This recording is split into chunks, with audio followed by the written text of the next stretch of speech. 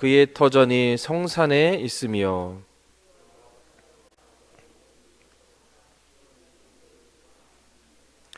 하나님의 성이여 너를 가리켜 영광스럽다 말하는도다.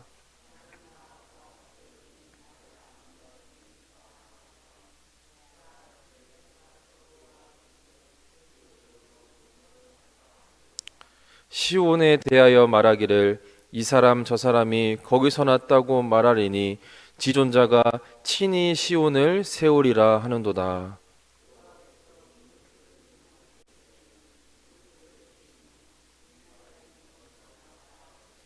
함께 읽겠습니다. 노래하는 자와 뛰어노는 자들이 말하기를 나의 모든 근원이 내게 있다 하리로다. 아멘. 오늘은 시편 87편 말씀으로 함께 은혜를 나누고자 합니다. 오늘 표제어를 한번 먼저 보시면은 오늘 고라 자손의 시다라는 것을 확인하실 수가 있습니다. 우리 성도님들께서도 우리 이미 또 잘 아시다시피 시편에는 그 저작 시기나 배경이 정확하게 드러나지 않는 본문들이 있습니다. 오늘 본문 또한 정확하게 추측을 하기는 어려운 그런 본문 중에 하나입니다. 우리 성경을 연구하는 많은 학자들이 있는데요. 그 학자들의 견해들이 몇 가지가 있습니다. 그 중에 하나는 오늘 본문의 배경을 히스기야 시대에 예루살렘을 포위하고 있던 아수르의 그 사내립 군대가 그 군대 18만 5천 명이 밤에 여호와의 사자에 의해서 전멸을 당하였던 그 사건을 배경으로 한다라는 견해가 또 있고요. 또 다른 하나는 유대인들이 바벨론에서 70년간의 포로 생활을 마치고 귀환하여서 예루살렘 성전을 재건하였을 때 백성들에게 용기를 불어넣어 주기 위해서 시온의 영광스러운 미래를 예언적으로 노래한 것이다 라는 그러한 견해 또한 있습니다. 어떠한 것을 정확하게 어떠한 배경이다라고 말할 수는 없지만 우리가 이 두 가지의 견해를 참고하여서 오늘 시편을 묵상하면 좋을 것 같습니다. 먼저 오늘 본문은 시온의 영광을 노래하면서 시작하고 있습니다. 다 함께 오늘 본문 87편 1절에서 3절까지 말씀을 우리가 한 번 더 읽겠습니다. 그의 터전이 성산에 있으며 여호와께서 야곱의 모든 거처보다 시온의 문들을 사랑하시는도다. 하나님의 성이여 너를 가리켜 영광스럽다 말하는도다. 아멘. 1절을 보시면 시인은 그의 터전이 성산에 있으며 라고 선언합니다. 여기서 그는 우리 여호와 하나님을 지칭하는 것이지요. 그리고 또한 그의 터전이라는 것은 우리가 원어적으로 볼 때 그의 기초라는 뜻으로서 하나님께서 기초한 성읍이다라는 그러한 의미입니다. 바로 하나님의 임재의 상징적인 초소인 성전을 염두에 둔 표현으로 우리가 이해할 수 있습니다. 그리고 1절에 나와 있는 이 성산은 시온산을 가리키는 것입니다. 그러고 볼 때 1절 말씀을 다시 정리하면 하나님의 성전이 시온산에 있다라는 그러한 의미입니다. 여기서 우리가 주목해 볼 부분은 시인이 그 시온산을 성산이다, 거룩한 산이다, 영어로는 홀리 마운틴이라고 부르고 있다라는 점입니다. 실제로 시온산은 이스라엘 예루살렘 서쪽에 있는 산입니다. 예루살렘 구시가를 둘러싼 성벽의 남쪽 시온문을 나서면 바로 펼쳐져 있는 그러한 산이다라는 것이죠. 높이는 약 750m 정도 되는 시온산은 그 자체로 볼 때는 전혀 특별할 것이 없는 산입니다. 아니 오히려 다른 산에 비하면 볼품이 없는 산일 수도 있습니다. 그런데도 우리 본시의 시인과 또 비롯한 여러 성경의 많은 성경 기자들이 시온산을 성산이라고 부르기를 마다하지 않습니다. 여러분, 그러한 이유는 단 한 가지입니다. 그것은 바로 그곳에 하나님의 성전이 있었기 때문이다라는 것입니다. 다시 말해서 시온산은 거룩하신 하나님께서 당신의 임재의 처소로 삼으신 성전이 있는 곳이기에 거룩한 산, 곧 성산으로 불리는 것입니다. 그렇습니다. 시온산이 거룩한 산으로 불리는 원인은 거룩하신 하나님께 있습니다. 시온산이 아름답고 그곳에 특별한 것이 있어서가 아니라 거룩하신 하나님께서 그곳에 당신의 전을 두시고 임재하시기에 그 산이 거룩한 산이 되는 것입니다. 성도 여러분, 혹시 하나님께서 시내산에서 모세를 부르신 때를 여러분 혹시 기억하십니까? 불타는 떨기나무 가운데 임재하신 하나님이 모세에게 말씀하셨습니다. 내가 선 곳은 거룩한 땅이니 내 발에 신을 벗으라 말씀하셨습니다. 여러분, 시내산 또한 삭막한 바위산에 지나지 않습니다. 그렇다면 시내산이 어떻게 해서 거룩한 땅이라 말씀하신 것입니까? 이유는 단 하나입니다. 그것 또한 하나님이 임재하셨기 때문입니다. 그렇습니다. 어떠한 것이 거룩하다면 그 자체에 원인이 있지 않습니다. 거룩하신 하나님이 임재하시기에 그것이 거룩한 곳이 된다라는 것입니다. 예루살렘 성전이 거룩한 것도 그곳에 하나님이 임재하시기 때문입니다. 아무리 하나님의 성전이라고 불리는 곳이라도 만약 하나님이 임재하시지 않으면 그곳은 거룩하지 않습니다. 왜 이스라엘 역사 가운데 하나님의 이름으로 불린 예루살렘 성전이 역사 속에서 연거푸 여러분 파괴되었습니까? 그것은 거룩하신 하나님이 그곳에 더 이상 임재하지 아니함으로 그것이 거룩한 곳이 되지 않았기 때문입니다. 오늘날 이 땅에는 거룩한 곳이라 불리는 곳이 있습니다. 먼저는 바로 우리 교회입니다. 교회는 하나님이 임재하시는 곳입니다. 따라서 아무리 겉보기에 작고 초라해 보이는 교회라 할지라도 그곳은 거룩한 곳입니다. 반면에 교회가 아무리 화려하고 아름답다고 해도 그곳에 하나님께서 임재하시지 않는다면 그곳은 거룩한 곳이 아닙니다. 공생의 기간 예수님께서 예루살렘 성전을 강도의 소굴이라 말씀하셨던 적이 있습니다. 그것은 건물이 아름답지 않아서가 아니라 그곳에 하나님의 임재가, 하나님의 영광이 드러나지 않았기 때문이었습니다. 바라기는 우리 교회가 날마다 주님의 임재가 충만한 교회, 하나님의 영광으로 가득한 교회가 되기를 간절히 소망합니다. 여러분, 또 다른 거룩한 곳이라 부르신 곳이 있습니다. 바로 우리 성도들입니다. 성도는 문자 그대로 거룩한 자이지요. 이렇게 성도가 거룩한 자라 불리는 것은 성도 안에 내주하시는 거룩한 성령님이 내주하시기 때문이다라는 것입니다. 빈부귀천을 막론하고 하나님의 영이 거하는 사람은 모두 성도이자 거룩한 자입니다.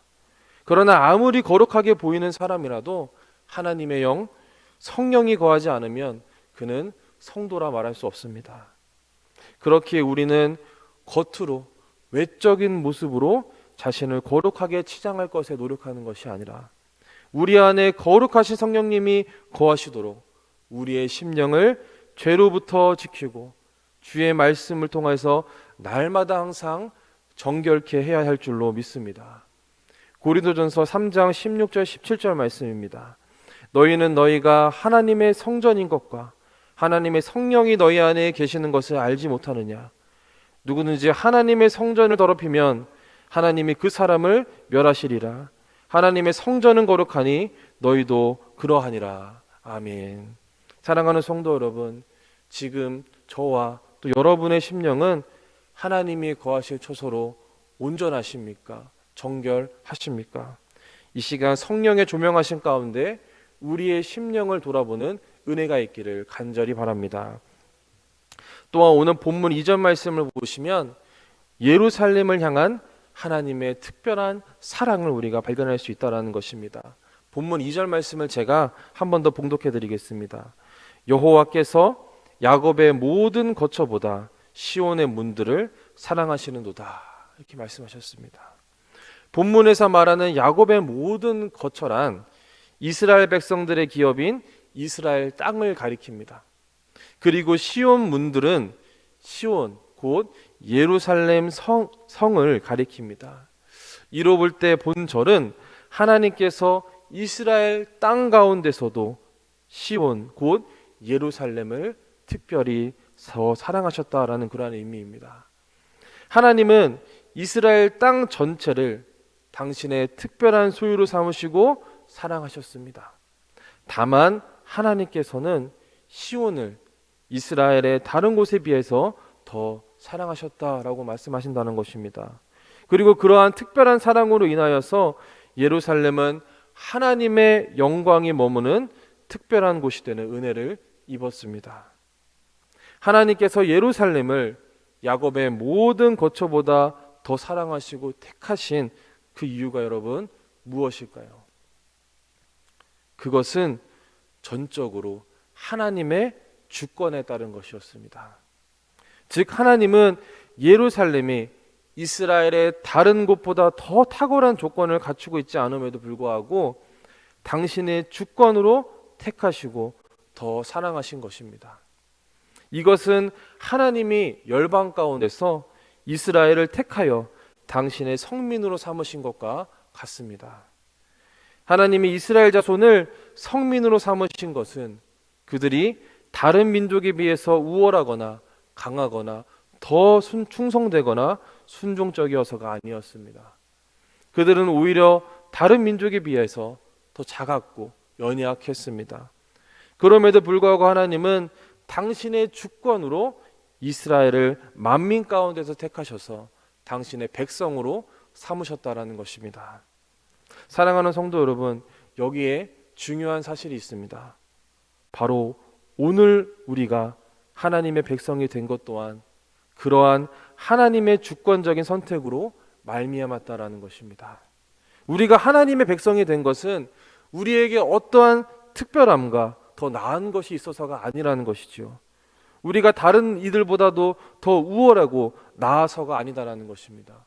오직 하나님의 주권적인 선택이자 오직 하나님의 은혜일 뿐입니다. 그러한 점에서 볼 때 우리가 예수님을 믿고 하나님의 백성이 된 것이 여러분 얼마나 감격스럽고 감사한 일입니까? 여러분들 이 감격 가운데 살아가십니까?